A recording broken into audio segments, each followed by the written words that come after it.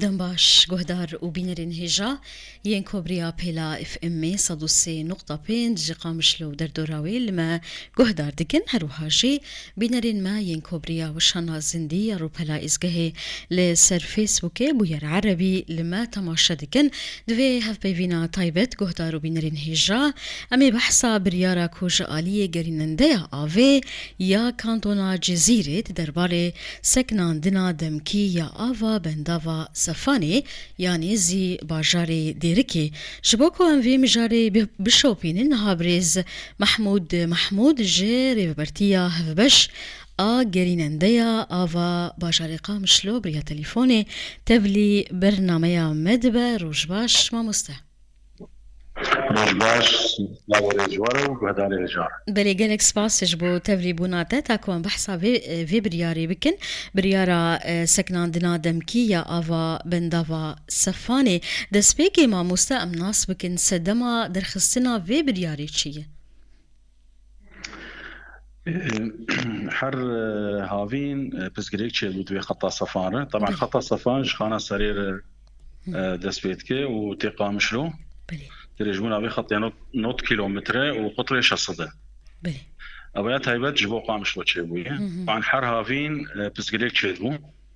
هوات كات خطيده يعني كابا كهرباء قد بصر المحطة يا محطات سكني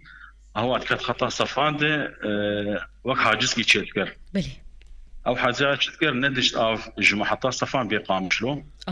جبر فانتوسات هنن سر بي خطا هاني افانتوسات انا مهماوينا هوا درخه بلي قال لك جوا فانتوسا سيانات جير تشينا بوبون اف بس قال لك تشيبو انه ابنتها تقامشلو وتطولي يعني تقريبا ششروكي حياه حفتيكي دما حياه اف دقيقه اجا بس قال لك ما تشيبو بلي اجا مجبور بون ام صيانه شوي خط شيء دي مكسد ما سركه مجارك واف ندقها بجار قامشلو جالي صفاني جبر كي جي اف بريار هاتستندن تماما جبرولو باشه نها ما مستا او باجار یان آلین کو آف دگهانی دی چه لدیریکه چه جالی قامشلو چن او دفر نها آف ناروان جبر في قطبوني انا امام تابعي قامشلون اما ديريكه وتابعي مديريه نتابع دائره قامشلوين بلي او خطا صفان قواتي قامشلوت محطه عويجه بلي في خزاني مع استفادة محطة عويجة 1000 متر مكعب طبعا مباشرة خطأ كتنورية وك أم الفرسان جمعاية هنك طاخ قناة السويس وانا تغذية مباشرة خطأ سفانة أريج ملي شرط قامشلو اما ايدن وك كورنيش حلكو حارطي وقسم الشرق قامش وك اشوريه واربويه ابانا ضخه وانا جزئي جماعه طاوجان ابانا جي بشكل كيسي اما اي مباشر ام الفرسان وجماعي وهن تاخش قناه السويس وهن بودي تابعين تنوريه نها اف بجارك ناروان حلول بديل شنو ما مستيان شابا انا جيهن بيرهن دواد بالاضافه لصفان برنين وكم الفرسان بوهي يعني تغذياوي جريجي وش خطا صفان مباشره والتغذيه نفسها شبو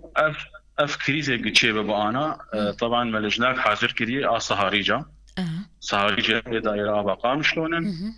صهاريجي اطفاء بيئة أمانا ما تنسيق تشيكري أنا في حي كريز تركب أي منطقة أم راسا صهاريجي خدشين بالمنطقة هنا بلي نها اف تشاكساس كرني بروجيا تشاكساس كرني نها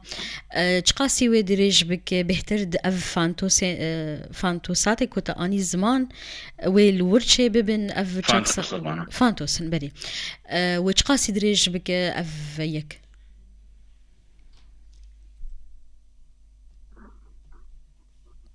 بلي ما مستا دوباره بك جبر دنك قطيات كار بله دوباره بك. بله مامۆستا ئەو جهێن کۆ فانتۆساتێن کۆ تێنە چاکساسکردن وچ قەسی درێژ بکە بتەنی دوێ خالێد ئەڤ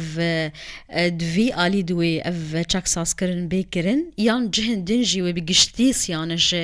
محەتێر چێ ببێ لا يعني خطها سفان تاني ورشة بنجم حطين فانتو صار خطينا بلي ألي قامشلو ألي قامشلو تاني لا كامل قامشلو حياة ديركي حياة خانة سري نوت كيلومتر بلي طبعا مبري قامتي او بالاحرى مديريه كاردك انا ندى الى قامشلوي مديريه قشتي هرمي جزيره بلي وبري حاضر يا اخو كربون يعني ريغارات حاضر كربون عزلان كربون ورشات اخو حاضر كربون وجديرك دس بيكرن باعتبار نقابه موديرك 8 ساعات حياه خطيت حياه غلط اجا جبو اختصارا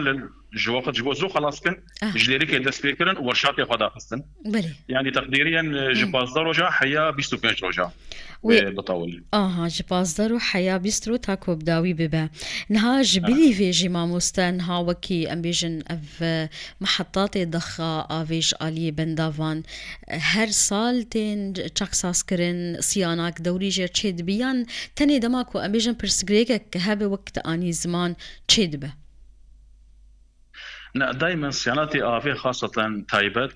في تشلده بندها في دبا جبر حاجتها خلكيش افي كيم بتشلده بلي وتظن يعني محطاتي افي 24 ساعه شغلن ناشكرن بلي اجا صيانات جوار دبي تطوير جوار دبي خاصه انا بشتي صفان خلاص كن بروجيك ما هي المحطه الليليه او خطا توازنه بلي او جي جوهرتين جير دبي او جي ما كار كربي او شي محطه شغلي حفتيكي دهروكي بسكن جبر امي خطا توازن نقابه خزانات ابو قرن باقش كرن جنطري خزانات اردبي جبر او بيرانا تظن غضاريات حرير نافدي او جي دفي باقش بن او جي حرج لام صيانات تاعت يعني دائما صيانات ما جي حرج بلي کەسێن پسپۆر دوی واری دبێژن نەتەنێ دەما کۆپرسگرێک هەبێ گەرەک سیاناک چێ ببێ دوێ بە ئەوەیەکی تم هەر هەیامێکی هەر قۆناغێکی هەر ساڵێکی چێ ببێژ بۆ کۆ ئەم بێژن ئەو پرسگرێکێن ژنشکێ دەرنەکەبن تەکالیف کێمتر ببن طبعا هو مشترك دائما صيانات محطاتها لدي يعني هم كصيانات وهم ك جوهرتنا وكأنا مضخاتي أفقي هنا بلي أم تشلت فاقش كرنا خزاناتها حر خزانك سي حزر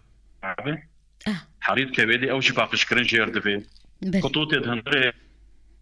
الصالات أو محطة هليلية أو حرسي محطاتنا دتشلت بنشيتكن إصلاحات من كسورات مش كنا نشيت أم ذهلين دتشلت هنا موضوعي إنه صيانتي او ارتنا بشكل عام تخستن باش جبو دما ام بيجن كارينا ويجي كيم نب تقاسي كوسيانه جر چه به هلبت اعطال جي كيم دبن تبيكو برسگريك تنبن باش ما مستنها ام هنكي اگاهي درباري في بندافي بدن خوياني كرن جي گهدارو بينرين ما بندافا صفاني چقاسی گرنگیاوی هی چقاسی سیعتاوی کاریناوی جدانا آوی چقاس نیزی چقاس هی تکار بهنک آگاهی دی درباره وی کی ببیج کرم بک طبعا محطات صفان محطات مهمة يعني تقريبا تغذية ربع قامش لوش محطات صفانة روجي 10,000 متر مكعب آفي الضخينة 10,000 طبعا الخط هاي بس قامش لو تشيبو بس قال لك باجار وك قركي لقي تشلاغات تربس بيه ديركي او جي تغذيه الناس خطا مضم قبل مشروع ضخيط قبل ضخ شيء بالحرسي محطات هذا دبي حرسي محطها بدور كاربكن جبو ضاغط شبكه شي بله في حال انا عويجه محطه عويجه اجا خطا صفان تي محطه عويجه سكني شبكه بني اجا محطه عويجه غزينه فالابو إجا شو بغطينه محطاه لليه بغطينه باعتبار شبكة قال لك 450 كيلومتر شبكة أبقى مش هليليه الحالة خو نكار ضاغط شبكة تشيكه إجا يفسكريك بيتشي من دجين هذا جي دور وجي بلند وداويا شبكاتها إجا بحاولين أب جي فسكريك تشي بن أم بغطينن بصهاريجه باش مامۆستان هاتە ئانی زمان 10,000 متر مكعب 10,000 متر مكعب دروجيده محطة صفان تي عويجة تي محطة عويجة يا عويجة تاني بيا باش جبلي يندن جبل محطات اندن جهن وباجاري ديركي جهي انها بروجين واد دما بيد ما مستوكي قريننديا آفا قامشلو هروها جي ام ناس بكن دي درباره روشا آوه لباجاره قامشلو تایبت دهاوینی دکن بنا آوه هی خلق گازنان جوه یکی دکن چه چاره سری و پروژه نواد وی یکی دهی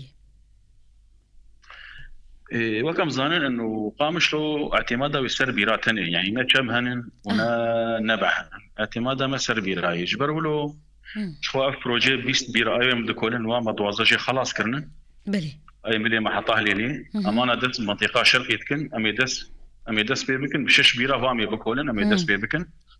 ود دبير جيت محطه جغجغت اوانا دبن بيست بير اوانا جبو هافيني تمام حاضر من فبشش بيرا قام ملي شرقيه بكولن امي ويجي برا فدينن بمحطه عويجه جبو كان مثلا سفان تسجلك تشيبو اف بير اف حشش بيري هاني وآلي ما بك جبو ام بغطينا جينار باش كل عندنا فان بيران وتير بك كو افغريزا آوي نميني عن قلكي كين ببه